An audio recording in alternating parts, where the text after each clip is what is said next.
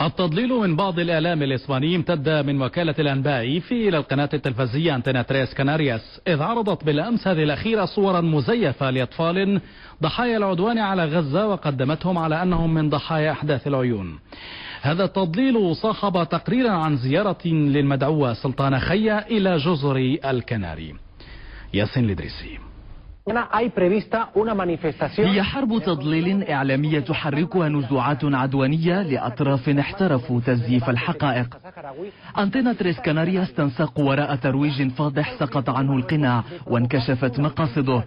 تعاطي مع قضية الصحراء المغربية تطبعه تجاوزات سافرة ومعالجة إعلامية أقل ما يقال عنها أنها موجهة وتفتقر للموضوعية ولأخلاقيات مهنة الصحافة، بل وتشكل صدى لأطروحة أعداء الوحدة الترابية للمملكة الذين يبذلون قصارى جهودهم لتحويل الانتباه عن الحقائق عبر توظيف أبشع وسائلهم وأساليبهم اللا أخلاقية وغير المهنية، كنشر هذه الصورة دون التدقيق من مصادرها.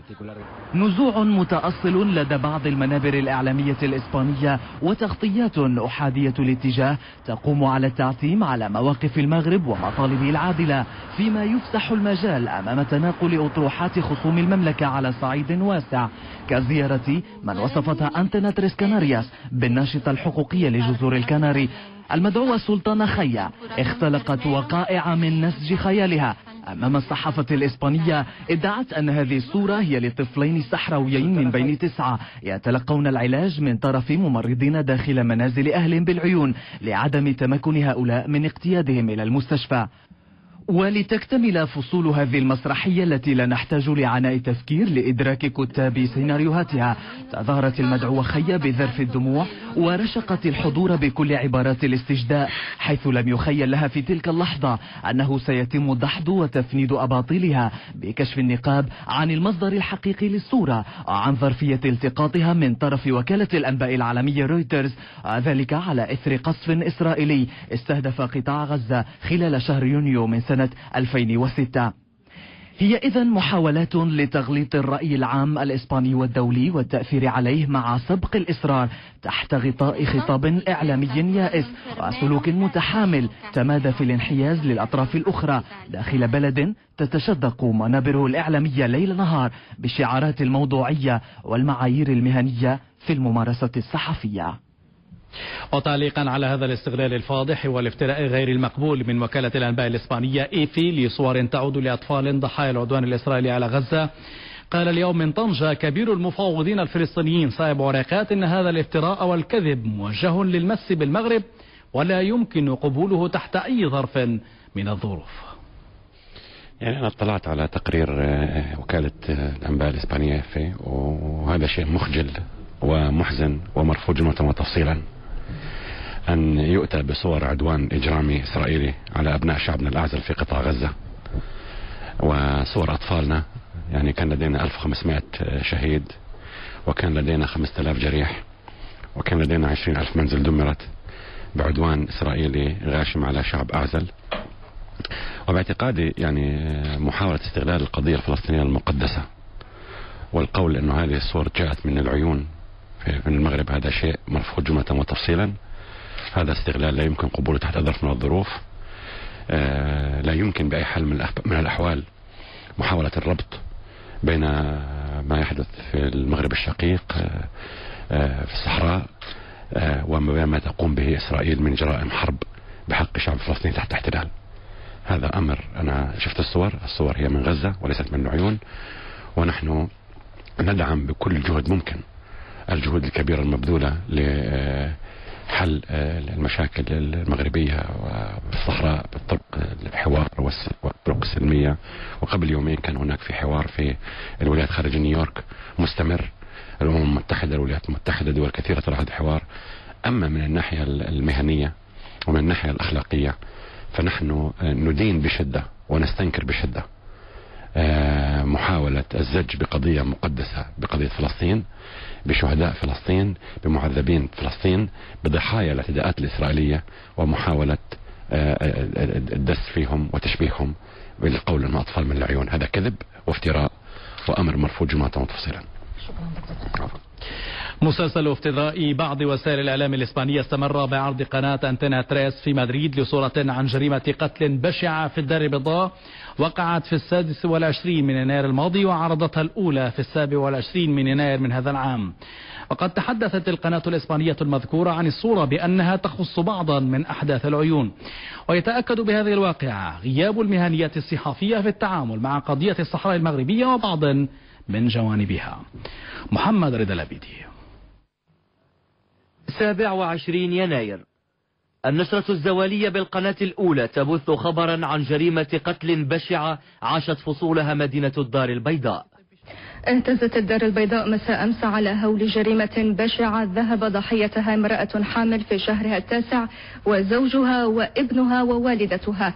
مصالح الشرطة عثرت على جثتهم بمنزل بحي سيدي مومن. فبهذه العمارة المتواجدة بإقامة 10 أشهر بعد ذلك، وفي وقت لا زالت فيه جراح هذه العائلة المكلومة، لم تندم البعض من هول ما أصابها. تعود هذه الجريمة إلى الواجهة من خلال قناة أنتنا 3 الإسبانية، والمفاجأة أنها وظفتها في تغطيتها لأحداث العيون. 3 cadáveres yacen apilados, cubiertos de sangre y con la ropa rasgada. القناة الإسبانية، وبعيدا كل البعد عن بديهيات العمل الصحفي التي تقتضي التحقق من صحة ومصدر الخبر، تورد صورة عن 3 جثث ملطخة بالدماء وملابس ممزقة، وتعلق بالقول إن هذه الصورة تتناقض بشكل تام مع ما يدعيه المغرب بخصوص عدم سقوط قتلى في صفوف المدنيين. بل وتضيف إن هذه الصورة التي التقطها صحراويون دون الاستدلال على هويتهم هي نداء مأساوي أطلقه الصحراويون من داخل العيون لتنكشف فصول المؤامرة وتسقط قناة تدعي المهنية والاحترافية في المحظور، وتبث صورة أريد لها تضليل الرأي العام الإسباني والأوروبي واستجداء عطفه وتضامنه مع قضية مفتعلة نسجت خيوطها المخابرات الجزائرية وتغذيها وسائل إعلام مشبوهة فقدت مصداقيتها، وحقيقة الصورة يرويها ملتقطها. الصورة تنهار الجريمة. احنا بالنسبة لي كمصور صحفي في الأحداث المغربية، الحدث اللي وقع في سيدي مومن ديال العائلة اللي قتلها واحد مختل عقليا، هذه ملي داروا التفاصيل ديال متجرة سيدي مومن بالدار البيضاء داروا نهار الجمعة نهار 29 يناير 2010 بالجمعة باش تنصاص هذه الصورة هذه، وهي قدامكم بتشوفوا فيها بأن العائلة كاينين كلهم ميتين هنا بهذيك المتجرة اللي كاينين. وما يمكنش هاد الناس اللي غادي يشدوا هذه الصورة وغادي يبداو يلعبوا بها ويكذبوا، تيكذبوا علينا وتيكذبوا على الدول، تيكذبوا على العالم كامل. وهاد الناس تيكذبوا علينا وتينشروا الصور، نشروا الاولى ديال غزه كذبوا فيها وزادوا نشروها الثانيه ديال سيدي مومن جريمه سيدي مومن وزادوا حتى تيكذبوا فيها. هاد الناس اش بغاو؟ فوجئ الرأي العام الوطني ومعه عائلة ضحايا جريمة الدار البيضاء بما أوردته قناة أنتنا 3، وذهلت وهي تشاهد فلذات أكبادها موضوع متاجرة بحثا عن سبق صحفي لا يمت للواقع بصلة وينافي كل أخلاقيات المهنة، وسعيا في ترويج معلومات خاطئة عن حقيقة الأوضاع بالأقاليم الجنوبية. إذا كانت هذه القناة تدعي بأن هاد الناس هاد الجثات اللي هما يربطوا بهم الأحداث العيون لا لهم علاقة مع سيدي بالأحداث ديالهم، هذا ولدي هاد الجريمة اللي داروهما بأن هي احنا جريمة عائلية، وولدي أنا اللي قتل أمه وأختو وولد أختو وراجل أختو، وشدوها هما هاد القناة الإسبانية اللي هي ربطت بها الأحداث ديال العيون. هادشي كله هو إلا كذب. واحد صاحبتي كانت كتفرج في واحد القناة إسبانية، جات عندي للدار وقالت لي اختي راني كنت كنتفرج في واحد القناة إسبانية وكتغطي الأحداث ديال العيون، شويه ما بان لينا الصورة ديال العائلة ديالتك مشات الضحية ديالها امي واختي وولد اختي وراجل اختي، واحد من افراد العائلة ديالنا كان عقليا. السبب هو انني تاثرت بزاف وكنربطوها بالاحداث ديال العيون، هذا هو اللي اثر فيا بزاف. وحنا باقي لحد الان حنا مرض نفسيا وباقي مرض لحد الان، وباش كتشوف ديك الصوره بانها كتربط باحداث ديال العيون شدوها وصوروها وربطوها باحداث ديال العيون. هذا شنو الاجراء اللي غتقوم به الاسره ديالك؟ اجراء قانوني، غنقوم باجراءات قانونيه. حنا ما غاديش نسكتوا على هذا الشيء كامل، حنا ضروري خاصنا نديروا اجراءات قانونيه. انا اصلا اختي اللي في بلجيكا كان درت محامي، وقبل من هذا الشيء اللي وقع كان درت محامي ودارت اجراءات بان بهذه الصوره خصوصا هذه الصوره خصها تحيد من الانترنت، وبقى لحد الان باقا لحد الان كنشوفوا كنتعلمنا بزاف وكنتعلم كاع الناس. انا ولادي الصغار ملي كيخرجوا للانترنت بحال كيشاطيو داك الشيء حتى كيجيو عندهم ولاد الزنقه كيقول لهم شوفوا الافراد ديال العائله ديالكم وكيتعلموا كيجيو كيقولوا لي دابا الدراري الصغار كيتعلموا. بعد صورة أطفال غزة صورة جديدة تستغل أبشع استغلال من قبل مؤسسات إعلامية. بات السؤال مطروحا عن مدى حيادها وموضوعيتها في تعاطيها مع قضية وحدتنا الترابية في وقت تغيب عنها أو تغيب عنها صورا حقيقية لمعاناة يعيش ويلاتها يوميا المغاربة المحتجزون بتندوف، أو صورة لطفلة رضيعة لم يكتب لها إلى اليوم أن تتعرف على أبيها المختطف المصطفى سلمى ولسيدي مولود.